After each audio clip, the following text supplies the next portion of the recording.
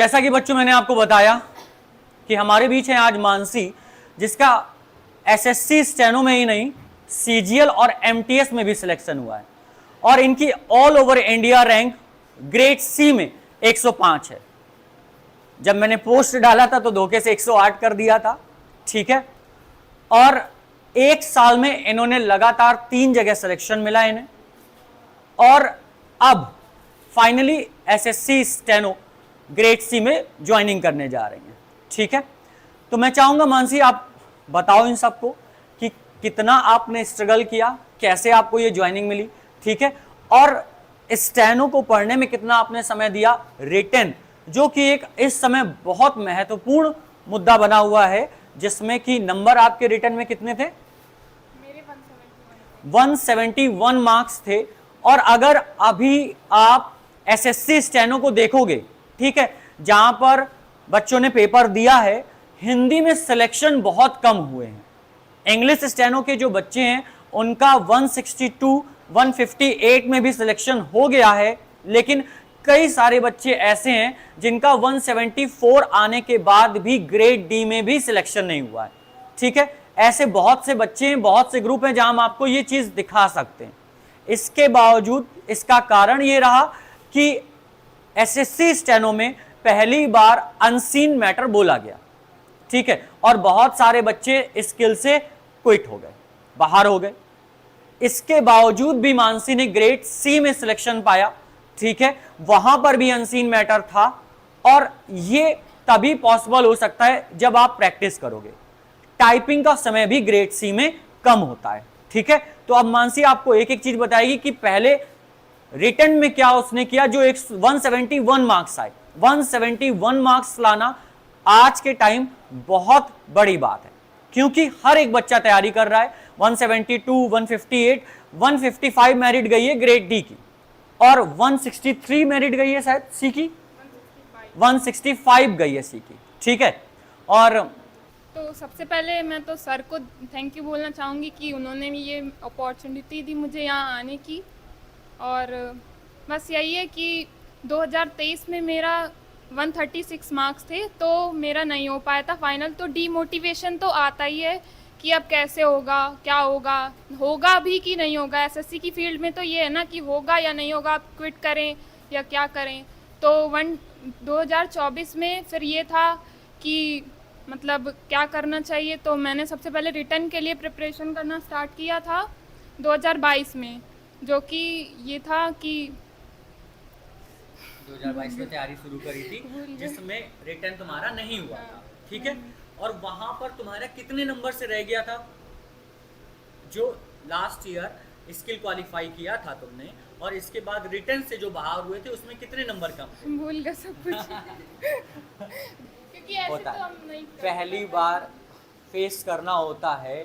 और सबसे बड़ा कारण ये है कि चेहरे पर इतनी लाइटें पड़ रही हैं और उधर अंधेरा है, ठीक है। तो ये सभी के साथ होता है, क्योंकि सभी लोग, हम लोग को क्या है कि आके ऑनलाइन पढ़ा नहीं तो आदत बनी हुई है, इनको आदत नहीं होती है, ये हमेशा वहीं बैठते हैं आपके ही साथ, ये पहली बार यहाँ आके खड़े होते हैं, तो बहुत सारी चीज़ें हो जाती हैं डिस्टर्ब। अभी इससे पहले भी इनका एक इंटरव्यू हुआ, ठीक है, वहाँ पर आप यूट्यूब पे चेक करोगे तो मानसी का वहाँ पे भी एक इंटरव्यू पड़ा हुआ है। वहाँ पे ऐसी कोई समस्या नहीं थी क्योंकि वो घर में बैठी हुई थी, ठीक है, और कान में हैंड फ्री लगी हुई थी, अकेले बैठे थे। यहाँ इतने लोग सारे हो तो हो जाता है, ठीक है। आप बेफिक्र होके बिना किसी टेंशन के आप इनको सिर्फ इतना बताओ कि जो 170 मार्क्स आपने गेन किए, पिछली बार बाहर हो गए केवल 1 या 2 नंबर से, कितने नंबर से बाहर हो गए थे? मेरे 136 थे और मैरिट गई थी 142 शायद। 142, 136 थे, 142 मैरिट गई थी, हम बताते हैं। तो लास्ट ईयर तो ऐसा था कि मेरे 136 मार्क्स थे और 142 शायद मैरिट गई थी, तो मेरा हो नहीं पाया था, तो वो डीमोटिवेशन आया था कि अब होगा या नहीं होगा। लेकिन फिर हमने दोबारा से स्टार्ट किया और 171 मार्क्स लाना इतना आसान नहीं होता, उसके लिए बहुत कुछ करना पड़ता है। सोशल मीडिया से दूरी बनानी पड़ती है, जो कि अभी हो नहीं पाती है किसी से भी। और 171 मार्क्स में ये था कि सबसे पहले आपको अपना शेड्यूल बनाना है कि किस तरह से प्रिपरेशन करनी है, कि इंग्लिश के लिए मुझे कितना टाइम देना है और रीजनिंग के लिए कितना टाइम देना है, जीएस के लिए कितना टाइम देना है, कम से कम ये तो आपको डिसाइड करना ही पड़ेगा कि इंग्लिश के लिए मुझे 3 से 4 घंटे दिन में देने हैं और रीजनिंग के लिए 1 से 2 घंटे देने, जीएस के लिए मुझे 1 से 2 घंटे देने। मॉक तो एक डेली प्रिपेयर करना है कि एक डेली मॉक तो देना ही है आपको। वो उससे आप पीछे नहीं हट सकते कि आज मॉक दिया, कल नहीं दिया, परसों फिर दे रहे हैं, वो नहीं करना है। मॉक के लिए आपको डेली एक बेस बनाना है कि मुझे डेली एक मॉक तो देना ही है। और कंसिस्टेंसी बहुत ज़रूरी है कि आज पढ़ रहे हैं, फिर कल मन नहीं करा, चलो आज आराम कर लें, फिर परसों ला एक मूवी देख लें, ऐसा कुछ नहीं। डेली आपको एक कंसिस्टेंसी के साथ पढ़ना है कि मुझे डेली इतना 8 से 10 घंटे या जो भी आपका शेड्यूल है कि मुझे इतना पढ़ना है डेली। उस बेस पे आपके 171 मार्क्स लाने इतना कोई डिफ़िकल्ट टास्क नहीं है, बस आपको कंसिस्टेंसी के साथ पढ़ना है। ये तो हो गई रिटर्न की बात। अब अगर हम बात करते हैं स्टेनो और टाइपिंग की, ठीक है, तो स्टेनो तो पिछली बार भी क्वालिफाई हो गया था डी का, अब ये सी का क्वालिफाई किया, ठीक है, तो इसमें कितना तुमने टाइम दिया कि डी वाले से सी वाले में आने में कितना समय लगा? टाइपिंग की स्पीड तुम्हारी कहाँ तक पहुँच गई थी? तो मतलब स्किल के लिए तो सबसे पहले मैं सर के पास 2023 में आई थी, तो 6 महीने में सर ने कोर्स ख़त्म कर दिया था स्किल का और उसके बाद प्रैक्टिस स्टार्ट हो गई थी। 2023 में भी मेरा स्किल क्वालिफाई था और 2024 के लिए जब सर के पास आए थे, जब बीच में स्किप कर दिया था, तो सर से हमने पूछा कि सर होगा कि नहीं होगा, इस बार होगा या नहीं होगा मेरा? तो सर बोल रहे हैं हाँ हो जाएगा, बस ये है कि प्रैक्टिस तुम्हें ज़्यादा से ज़्यादा करनी। सर ने एक स्पेशल बैच स्टार्ट किया था, वो 8 से 10 घंटे वाला, आप लोगों को पता होगा। तो उसमें फिर सर ने कहा कि आओ इसको ज्वाइन कर लो, फिर मैंने भी उसको ज्वाइन किया। उसके बाद मेरा स्किल के लिए सर बोल रहे थे तुम्हारा डी में तो हो ही जाएगा, इतना कुछ वरीड होने की ज़रूरत नहीं, डी के लिए तो तुम प्रिपेयर हो ही, बस तुम्हें सी के लिए तुम्हारे मार्क्स भी अच्छे हैं तो तुम सी के लिए प्रिपेयर कर सकती हो। तो हमने कहा फिर सर नहीं, मेरा सी में तो नहीं हो पाएगा, ऐसी प्रैक्टिस तो मेरे पास नहीं है। सर ने कहा ठीक है हम करवाएंगे, तुम चिंता मत करो, हम करवाएंगे। तो सी के लिए सर के पास पहले तो रामधारी बुक ख़त्म की थी, उसके बाद सर ने पत्रिका, मासिक पत्रिका आनंद प्रणाली, ये सब उससे सर ने करवाया। और फिर सी के लिए भी सर उसी से 100 या 120 की स्पीड पे करवा रहे थे, जो कि हम कर नहीं पा रहे थे उस टाइम पे। तो सर कह रहे हैं करो, इतना तो करना पड़ेगा सी के लिए। तो मतलब स्किल के लिए बस इतना ही है। स्किल के लिए आपको सी ग्रेड के लिए 120 तक जाना है, हाँ। ठीक है।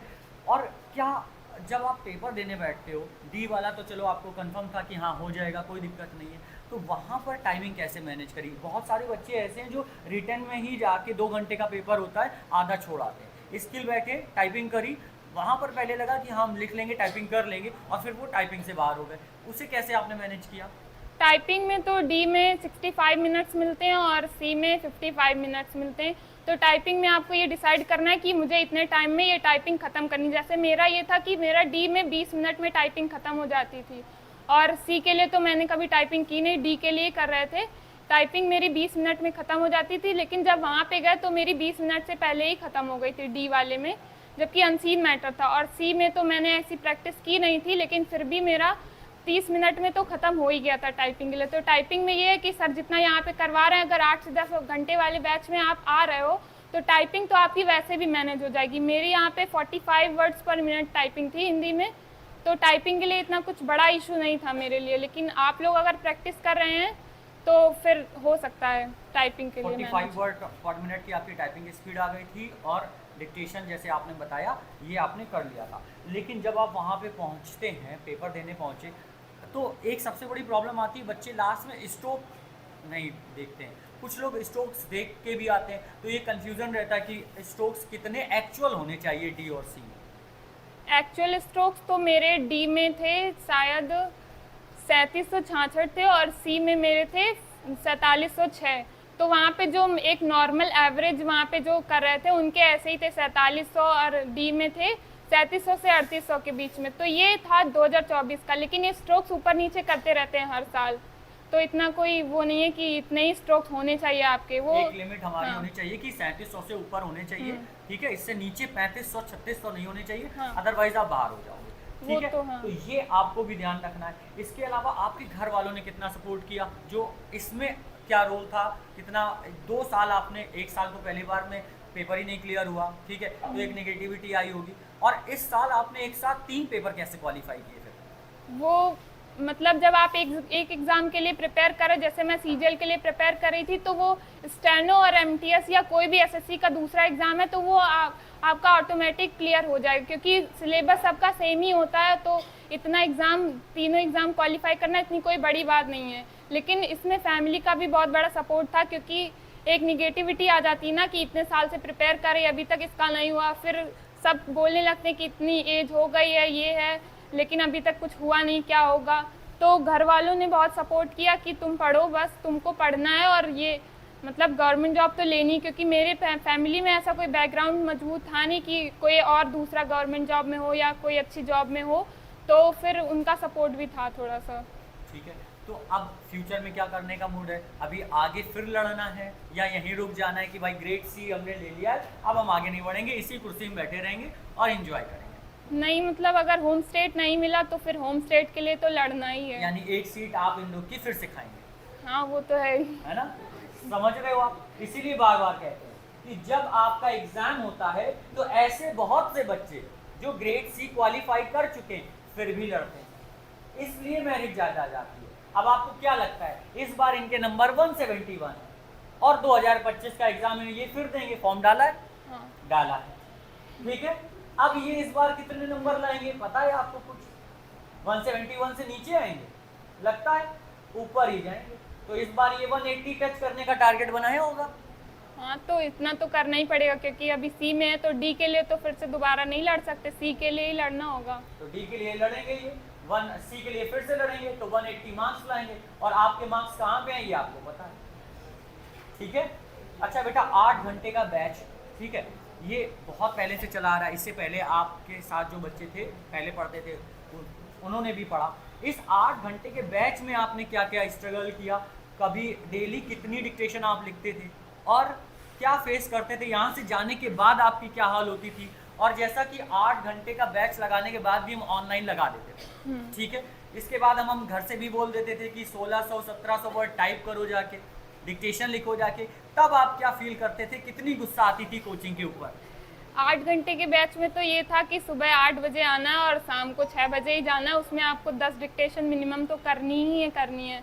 सर ये बोलते थे, और उसको टाइप भी करना है साथ में, डिक्टेशन लिख के फिर उसको रीड करो, फिर उसको टाइप करो। इतना करने से पहले सर जाने नहीं देते थे। और उसके बाद जब घर पहुँचो तो खाना पीना खाया और फिर सर का फ़ोन आ रहा है, हाँ कहाँ हो, डिक्टेशन लिखो। फिर कहीं अगर बाहर घूमने गए, सर का फ़ोन आ रहा है, कहाँ हो, डिक्टेशन लिखो। ऐसा फील होता था, तो ऐसा लगता था कि अब सर क्या ही करें। लेकिन फिर ये है ना कि करना तो है ही, अगर इतना नहीं करेंगे तो फिर होगा कुछ नहीं। तो सर सपोर्टिव सर भी थे कि मतलब इतना तुमको करना है। और नहीं, वो तो था ही, पॉजिटिव तो था ही वहाँ पे कि सर अगर यहाँ पे 80 की स्पीड पे कह रहे हैं कि 80 की डिक्टेशन है तो वो 100 की ही होती थी। सर अगर यहाँ पे बोल रहे हैं 80 की है तो वो 100 की होगी, और वहाँ पे जब आपको 80 की बोली जाएगी तो वो 80 की लगेगी नहीं कि आपकी 80 की है। तो अगर यहाँ पे सर की आपने डिक्टेशन प्रैक्टिस की, हालांकि वहाँ पे अनसीन मैटर बोला गया था, फिर भी ऐसा था कि हाँ वो सीन लग रही थी थोड़ी थोड़ी, क्योंकि वो आनंद मासिक पत्रिका से थी और सर ने वो करवाई भी थी।